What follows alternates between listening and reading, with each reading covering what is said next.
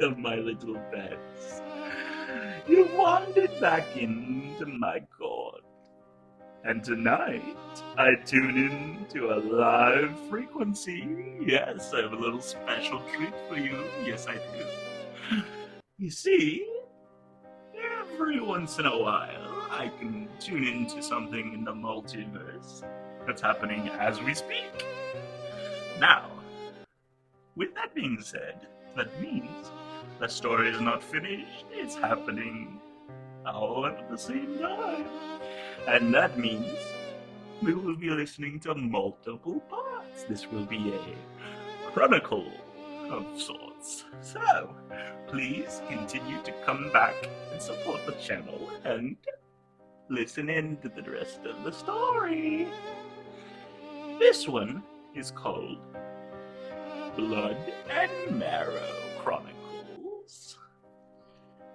Yes, catchy, isn't it? So, our main character, Darren Holt, will be the piece de resistance of the story. Don't worry, I've used my powers of the mind and story to listen in. So we will be listening to his inner monologue of sorts. Now remember, during the performance, no interruptions, or there will be consequences. And we don't want any of those. So, back to the beginning. Sit back, enjoy, grab your popcorn and your sodas, and listen. Listen well, and sit still.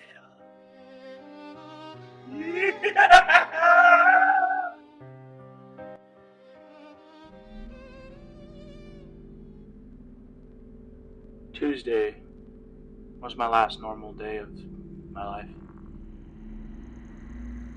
I was zoning soup in aisle 5 when the world broke. 40, maybe 45 feet down from me, near the seasonal end cap, I heard a crash like a shelf being hit by a truck.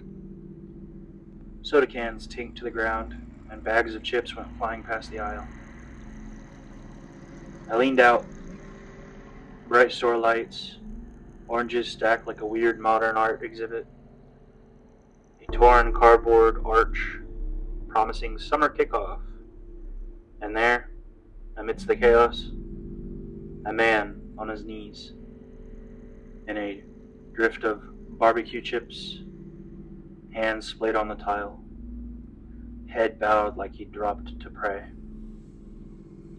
Even from that far away, something was wrong, I could tell.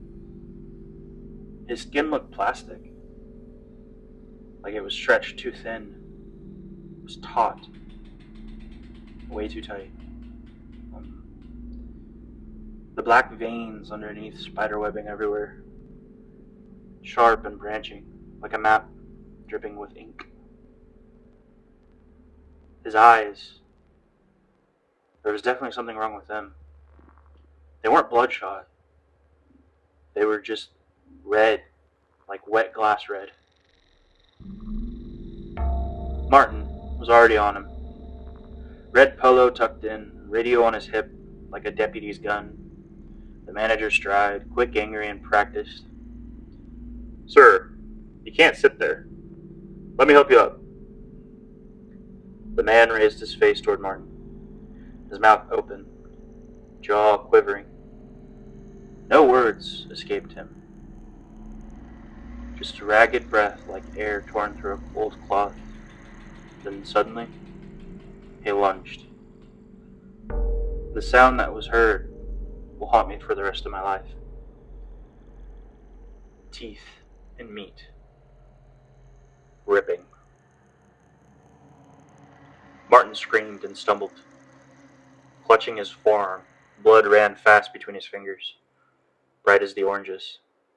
A kid in line dropped his bottle of pop, and it burst and sputtered, slinging soda all over.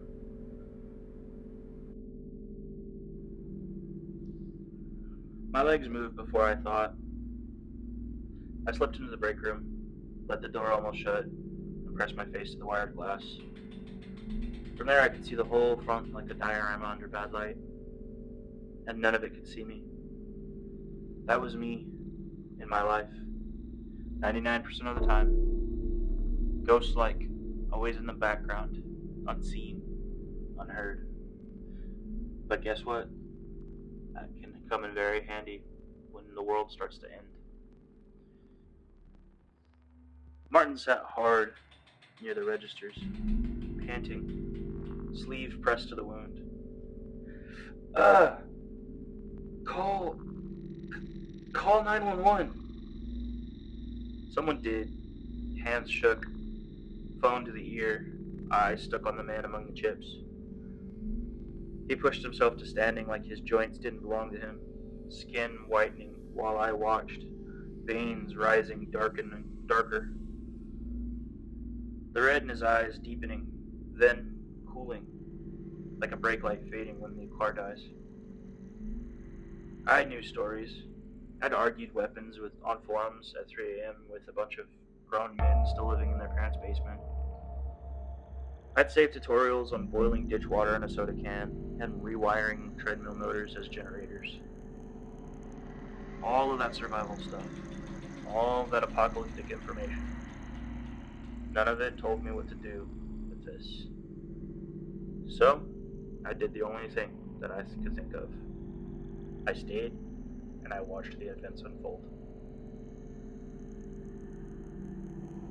EMTs were fast. 2 in navy blue, with a rolling kit and a cop with his palm up like he could hold back the ocean. What a guy.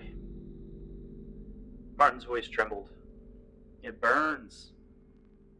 God, it burns inside. Oh. He had gone paper white, already, sweat spotting his lips and his brow. He had a slight tremor in his hands. The man who'd been bitten. Someone found a badge on his hip and found his name. David, it read. He wasn't shaking anymore. He stood stock still. His chest moved like a machine that didn't care if it was breathing or not. It was just pumping. And as it did, the black veins continued to pump and pulse. 35 minutes. I had managed to check my watch right as Martin had gotten bitten. 35 minutes later. After that bite, the floor went quiet. Everyone gasped. Martin's veins spread like poured ink under glass. His skin thinned to translucent. The red in his eyes drained to the pupils until there was nothing there but wet, glass-like orbs of red. Easy there, the EMT said, reaching out. She seemed nice. Martin opened his mouth like he was gonna say he was sorry or something. His face flowing through many different emotions. Then he tore her throat open with his teeth. The sound of ripping fruit was what I heard. Very similar to the first sound. A warm spray peppered the candy rack and the kid who had dropped his soda earlier. The cop swore and went for his gun. David, the first guy that had walked in, turned and leapt and bit into the man's thumb and finger before he grabbed his gun. His jaw working like wire cutters. He bit through them completely, and the cop, screamed. I didn't remember deciding this.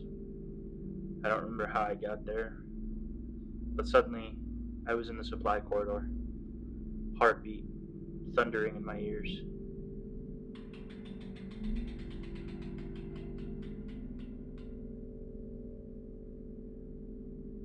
Time passed very slowly back in the back room area.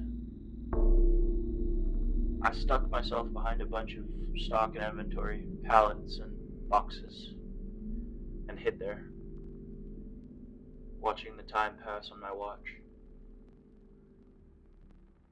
15, almost 20 minutes passed before all the screaming and chaos from outside died down.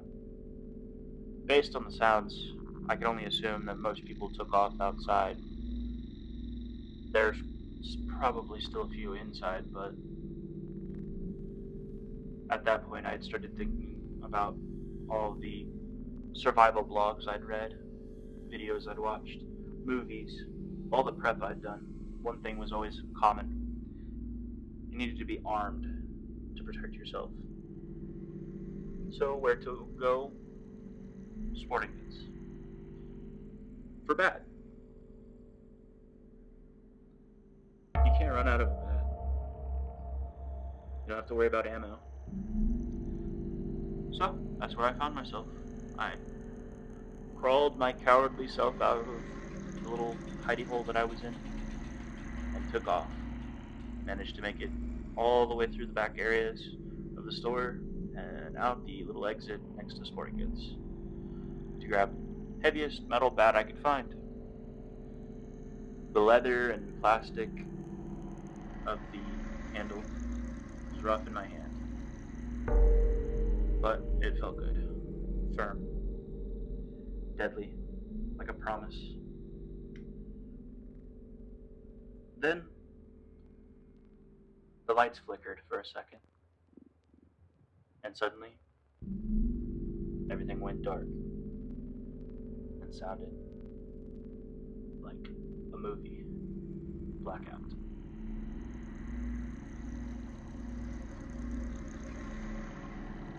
The emergency lights fluttered and tried to kick on, but gave up. The world became pitch darkness with aisles and echoes, and 1,000 little sounds here and there that might be death everywhere. I could hear shelves whispering, wrappers rasped, someone sobbed in the paper towels. Far off, I could hear door handles click. Then another, patient, like someone trying keys in a lock they half remembered. A hand caught my sleeve and I spun around, almost swinging the bat. Darren, Nina hissed. Flour still dusted her apron, like back in real life. Only it was here and now. It was the end. Evan was behind her, skinny, shaking like his bones rattled. I looked at them, looked around, and then pointed. Up, I whispered.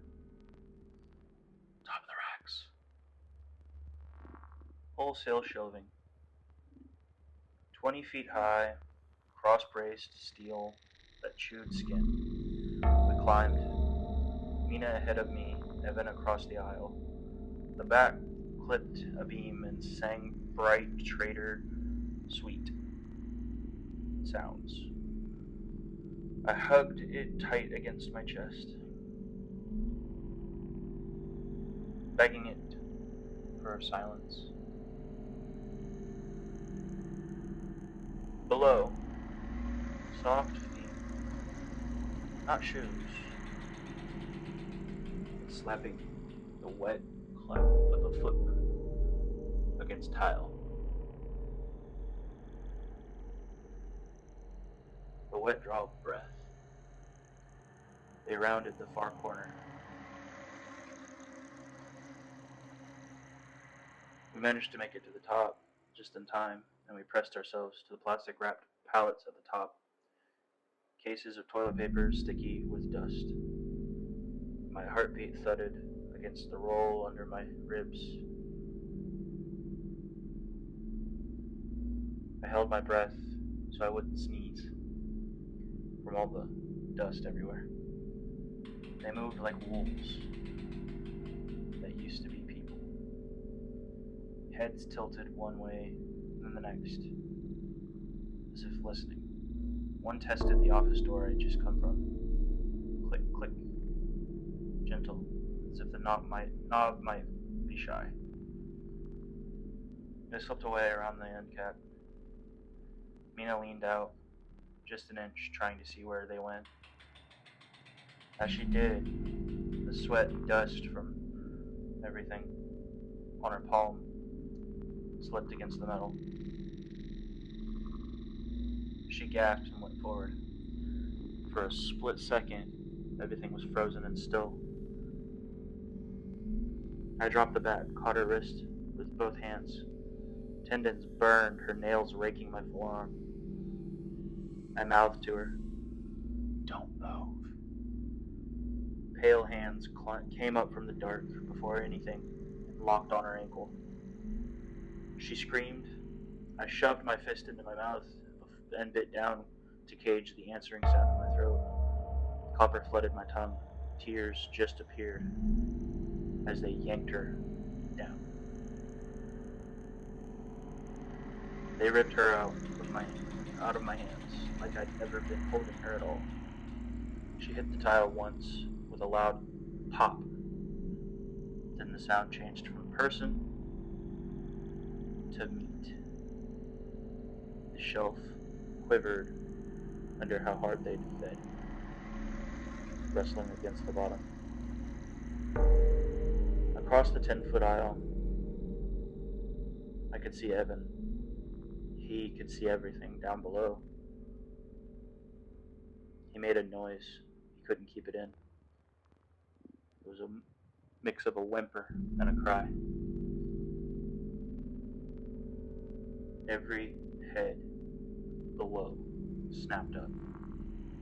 He scuttled back, trying to hide, then took 3 steps forward and leapt for me. It was a 10-foot gap. He could make it. It seemed as if he was flying. Then, halfway between both aisles, 2 of them came out of the aisle at a dead sprint and launched 20 feet straight up like high jumpers with something to prove. They took him out of midair, slammed him down between the racks. His screams and the sounds of breaking bones clipped off like tape. Blood misted my face. I didn't wipe it away. I didn't move. I held my breath and tried to become the dust that was around me. Below, they ate. Chaotically, ravenously, but quiet. Almost courteous, like all they had was time.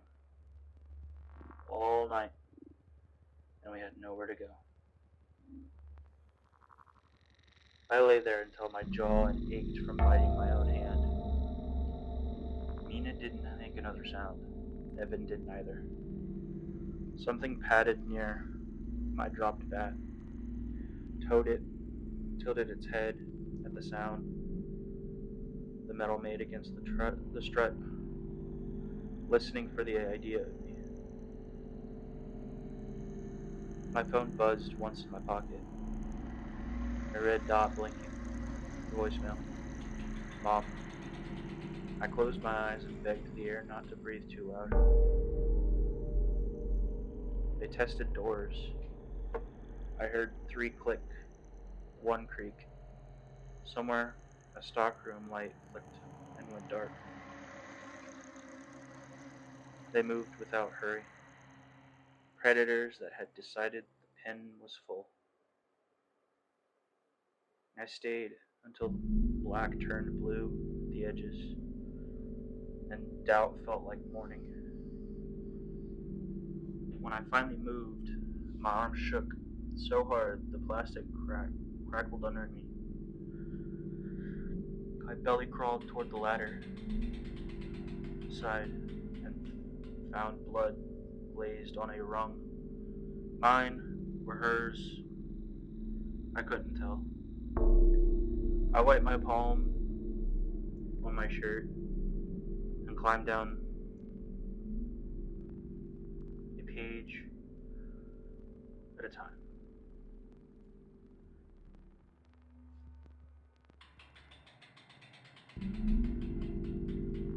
When I finally moved, my arms shook so hard the plastic crackled under me. I belly crawled toward the ladder side and found blood glazed on a rung. Mine, Mina's, Evan's, I couldn't tell.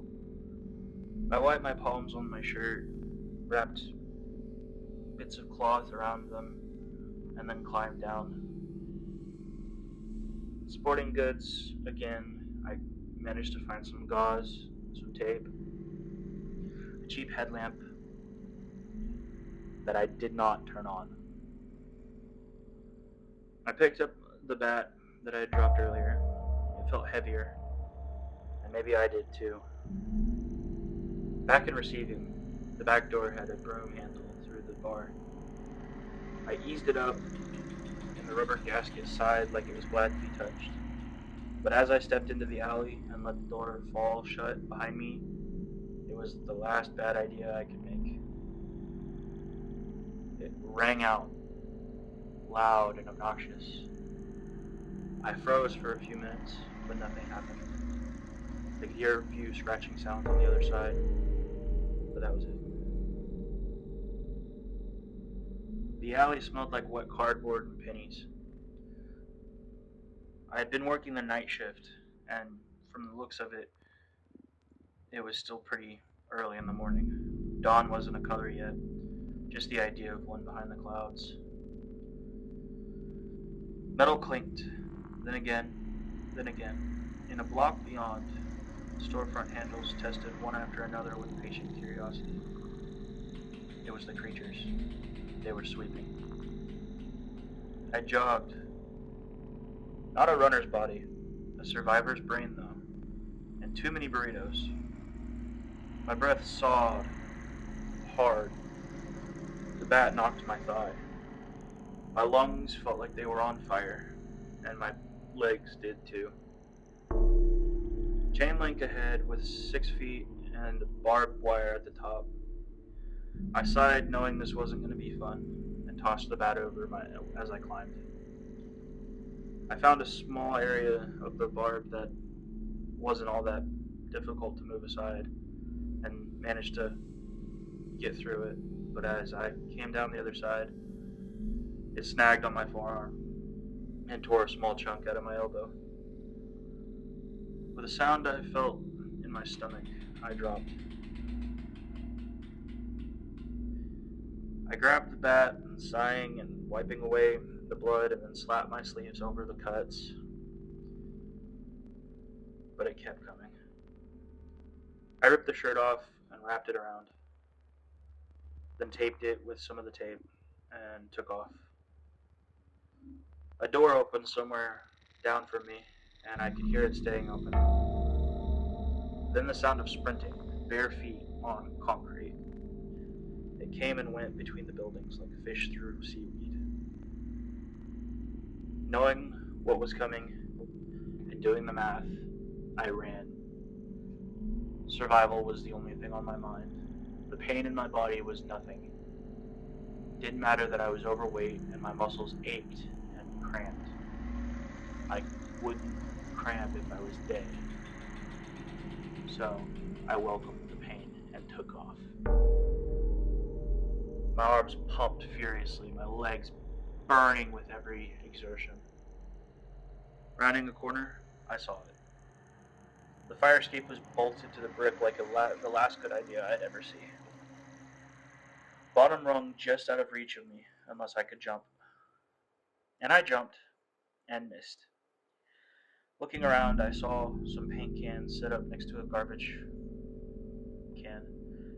I set it down in front, ran up, took a running start, stepped on the can, jumped up, and caught the bottom rung.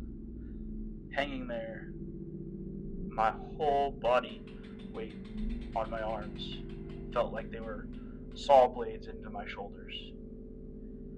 I begged with all my might, pleading to anything that would listen, not to let my arms give out as I pulled myself and pulled myself.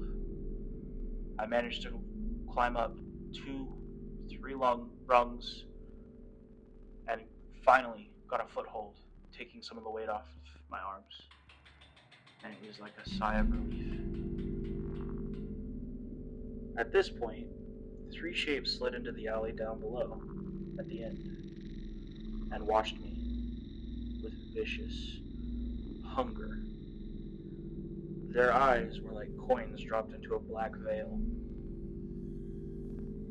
Their chests rose and fell rapidly, like they were practicing the motion for my benefit. Top platform, I managed to make it almost all the way to the roof. I rolled over and took a look down, staring into the maw of death, as all 3 of those figures were now at the bottom of the ladder.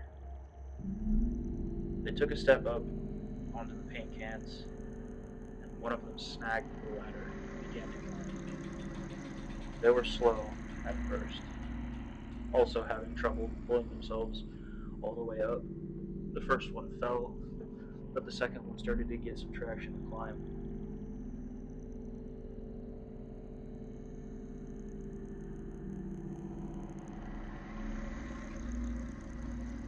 I could tell the ladder was bolted with 4 mounting bolts held to the ladder and the brick. They looked old, rusted. I took out the bat from behind me in the bag. Please work, I told the building, and I swung. The shock rang through my bones, vibrating my very soul. The first bolt wobbled. I hit it again and again. It dented and then snapped and spat rust like old blood. The ladder jerked. The climber hissed, almost halfway up now. Its other party members, getting impatient, had started grabbing at its legs. An angry radiator sound, almost. Another leapt, caught the side rail, hung like a bat for a second, and then scrambled up. They were almost animalistically fighting to get to me first. I swung at the second bolt 3 times, it snapped. Then I hit the third, it snapped on the first try. And then the fourth, it snapped after 5 swings. By the 5th swing, the first one up the ladder was right next to me. I managed to just barely dodge out of the way, and it swung backwards with the ladder, falling. It took a piece of my hand with it.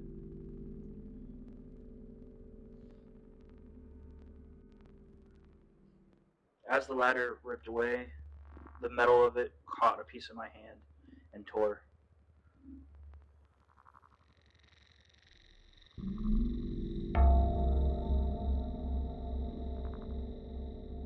The whole rig crashed to the alley. 2 of them rode it down and rolled to their feet like cats. But one was still standing at the bottom, was decapitated by the bottom rung. Its head rolled around.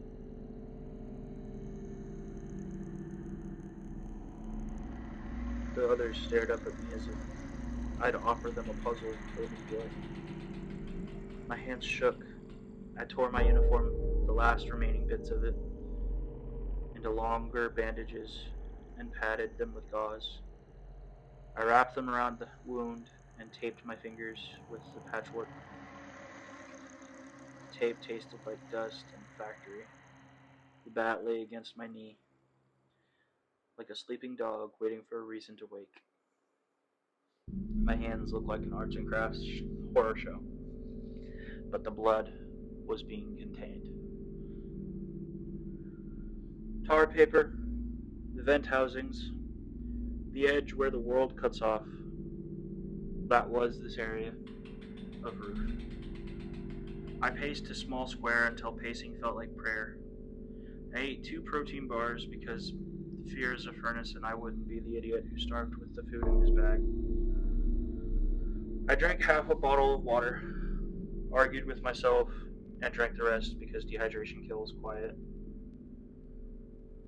Sitting there looking at my remaining rations, I sighed and then remembered my phone.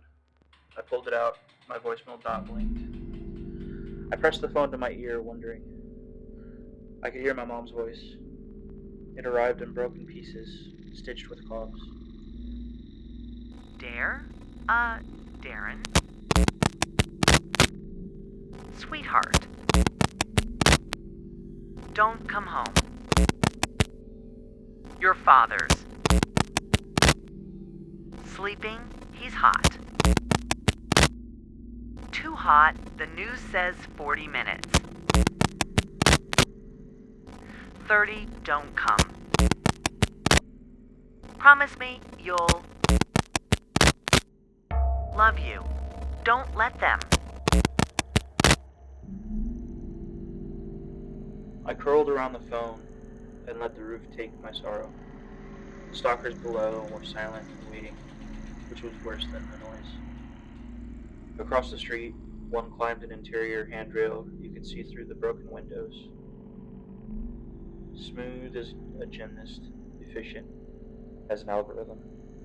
It tested a door at the top, 4 kicks right near the latch, wood giving on the 4th like it splintered. It went inside, and then the screams began more closer. They learn buildings the way we learn neighborhoods. They are intelligent.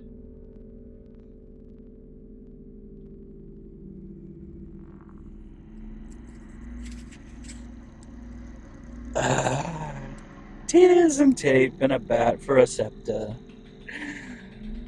He chose to live. He chose to listen.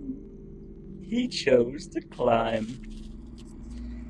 Mark your minutes, my pets. Mark them well. Notice 35 to change and 12 to change again. They learn to leap.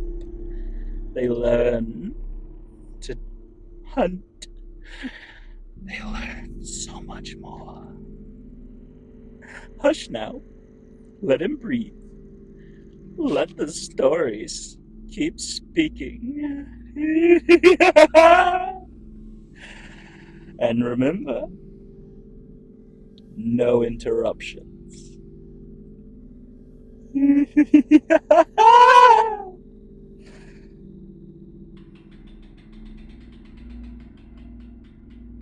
Morning had the color of a bruise.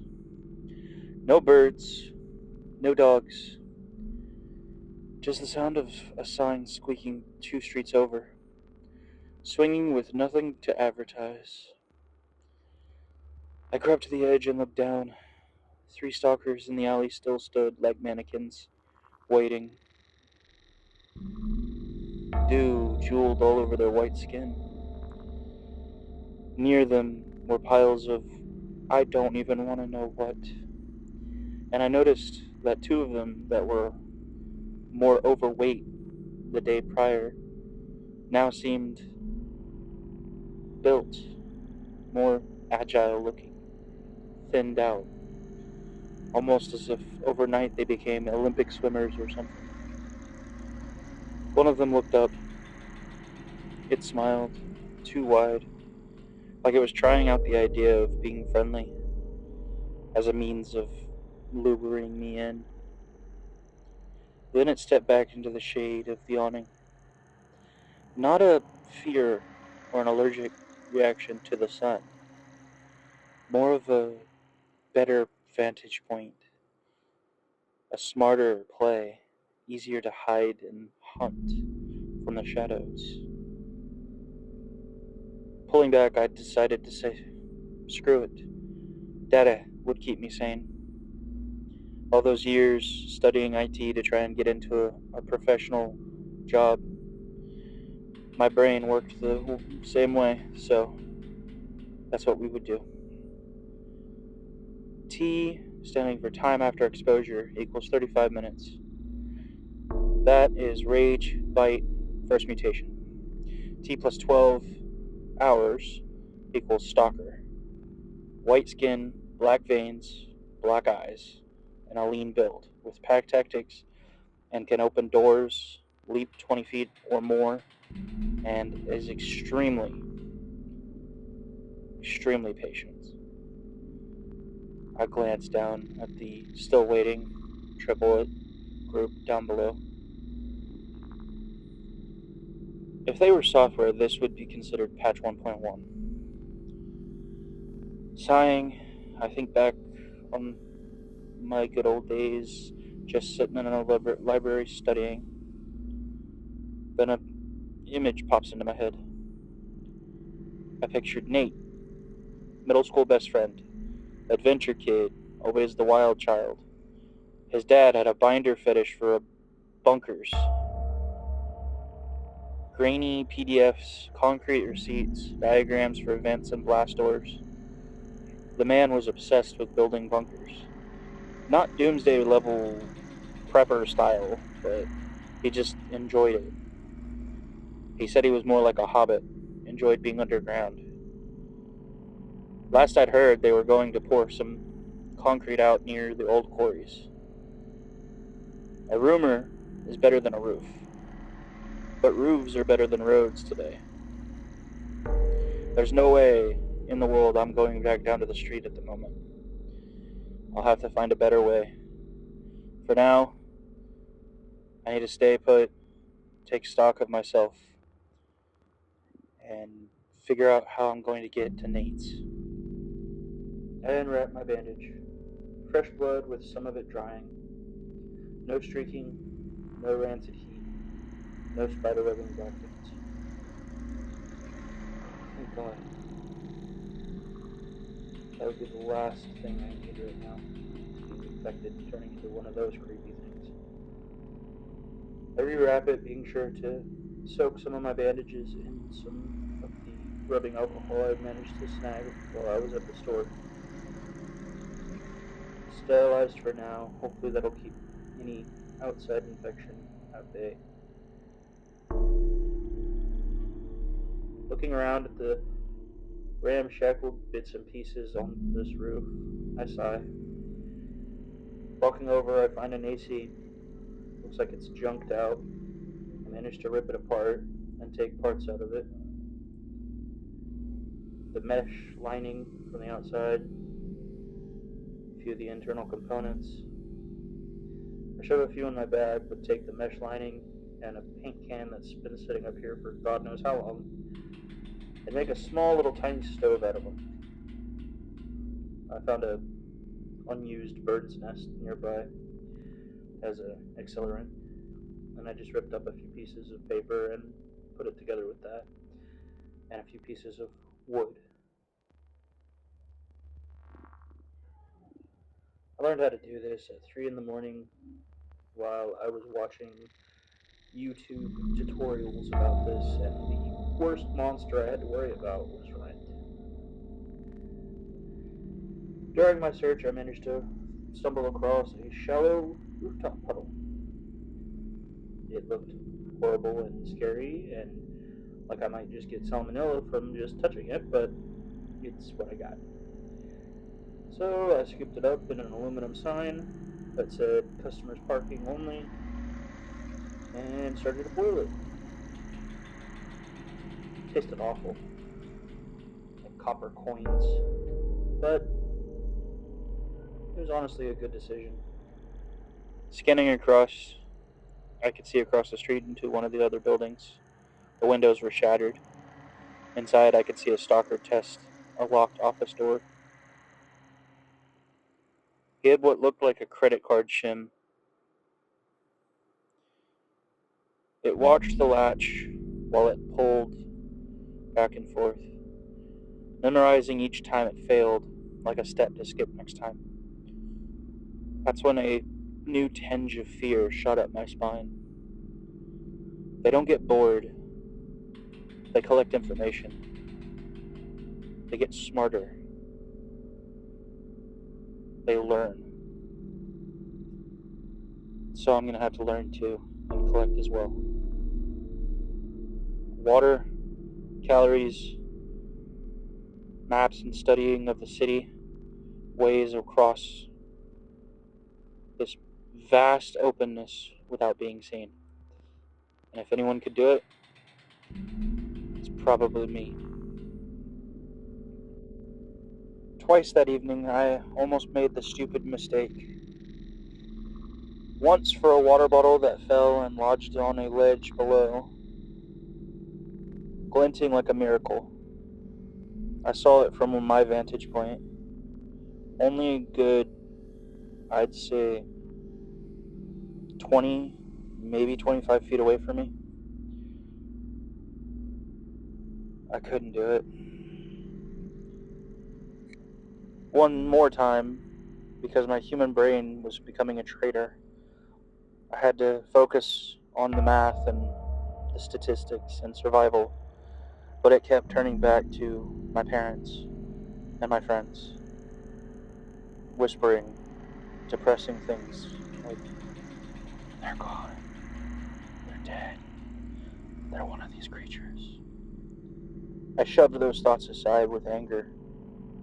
Both times that I made these mistakes, I heard noises come from across the street and down below. A door handle jiggle here, a foot slapping against pavement there, small grunts and whispers. Nothing intelligible, but all signs. It was as if they were all saying, "We aren't gone." The wind smelled like pennies and rain. The tar held the day's heat and let it go slow. It was so hot. I pulled the bat up next to me along my cheekbone to try and cool the headache behind my eyes. I set my plan out like index cards in my mind. Step 1, sleep in pieces. Never try to sleep for longer than an hour at a time, maybe 2.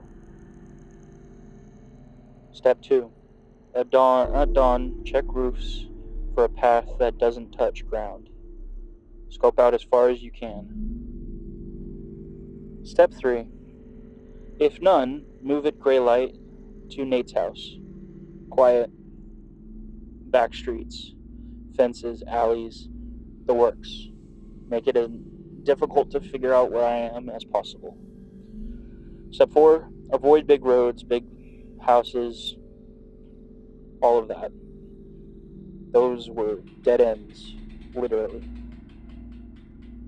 Step 5, no heroics.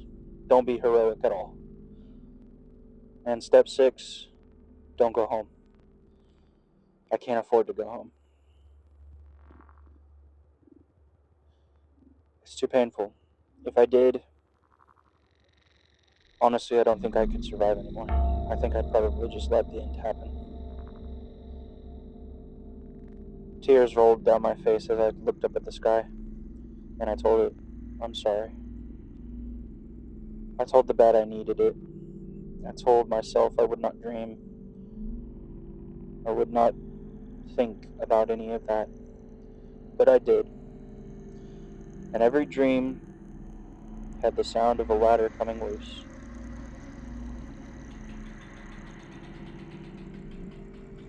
Every waking moment, I could hear those screams of my friends, the sadness in my mom's voice.